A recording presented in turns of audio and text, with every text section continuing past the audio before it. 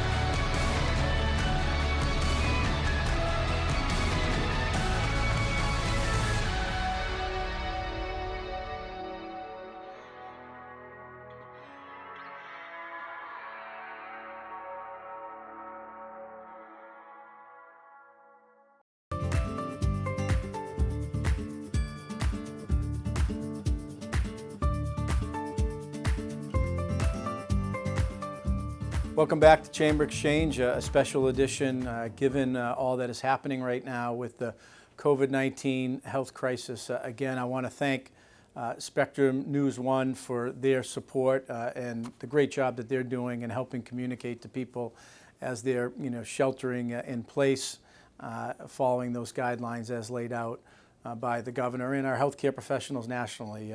Social distancing and in that regard, information is so important, and the team there is working hard to get all of us that information. I also want to thank the sponsors who make Chamber Exchange, the TV show, happen.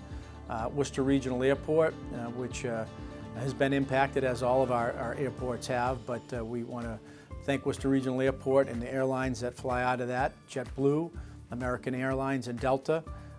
As we hope return to normal in the next several months, we will hopefully see continued support and flights there. And also the Worcester Railers Hockey Club. Like the NHL, the Boston Bruins and others, the season was postponed at the NHL level, at least at the moment, but at the local level, at the AHL and ECHL level, the season was canceled for the remainder of the season. So nonetheless, we want to thank the Worcester Railers Hockey Club for a season of hockey and family-friendly entertainment. I want to thank the Rucker family for their support and for all they do in this community with the Railers and others. So I want to acknowledge our sponsors.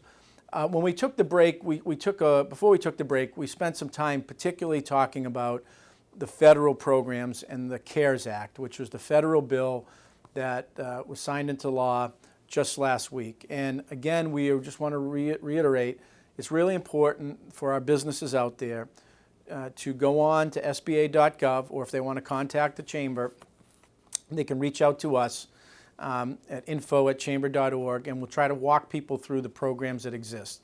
There's the Economic Disaster Injury Loan, there is the Paycheck Protection Program, and then there's also relief for people who may already have an existing SBA loan under 7A. So there's a whole variety of ways that people can get help and assistance for themselves, their employees, so take advantage of that. There are also a couple of other programs which were put out both by the city and the state, which we want to let people know about. I want to say from the outset, they've seen a tremendous amount of applications for these finite resources.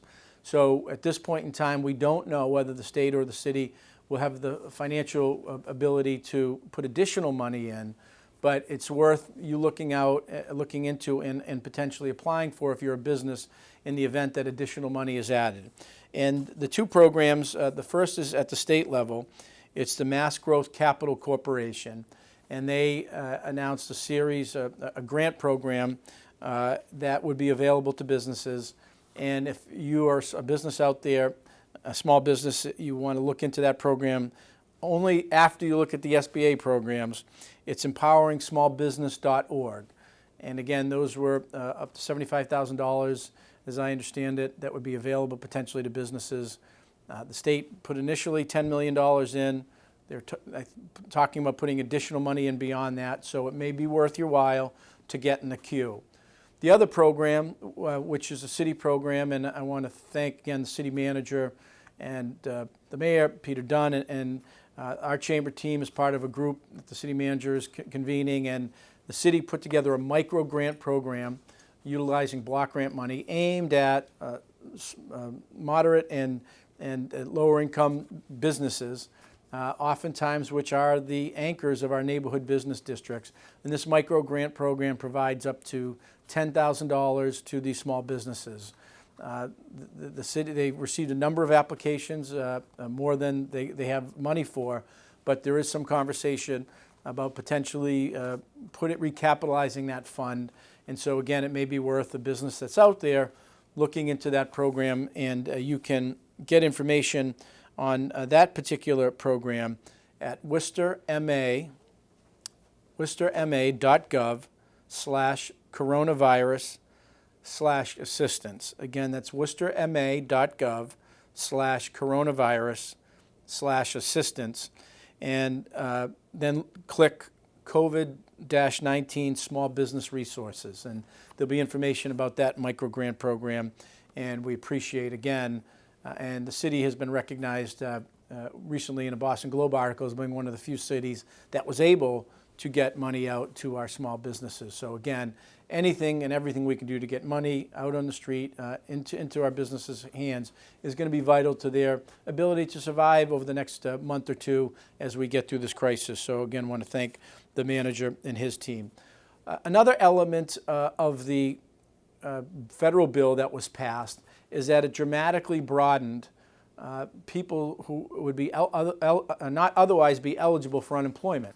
So if you are an independent contractor, if you are somebody kind of working in this gig economy, 1099 employee, if you're self-employed, you have the ability now to apply for unemployment. So, and the level of compensation for unemployment has been increased as well. So again, if you are someone who's out there who, look, I'm not necessarily incorporated small business, I don't have the ability to apply for these SBA loans, but I have been impacted by this. You have the ability now under the law that was passed to apply for unemployment. So again, that's something we're happy to help any of those self-employed or 1099 individuals or contractors out there. They're looking for information on how to apply, where to apply. We're at the Chamber. We're happy to help you in that regard at info@chamber.org or call us at 508-753-2924. As we are taping the show, the governor announced just yesterday that there will be a construction moratorium.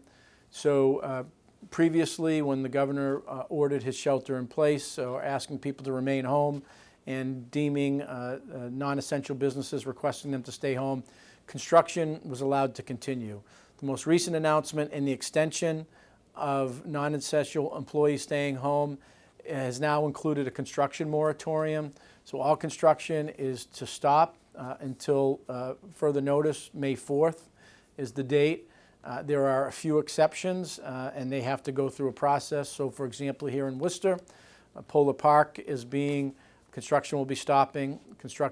Public construction at the library will be stopping, but construction at South High will allow it to continue. But other than that, and going through the state process, construction is supposed to stop. We have already been in conversations with some of our member chambers, fellow chambers, and some of our construction companies to try to, during this time, look at protocols that we could develop that might allow us on May 4th, if that's the date, to maybe allow people to go back to work again, assuming healthcare professionals deem it to be okay, under protocols that would help facilitate social distancing and protecting our workers. So we wanted to make sure that people had that word. If there are businesses out there that have questions on that, we're happy to help.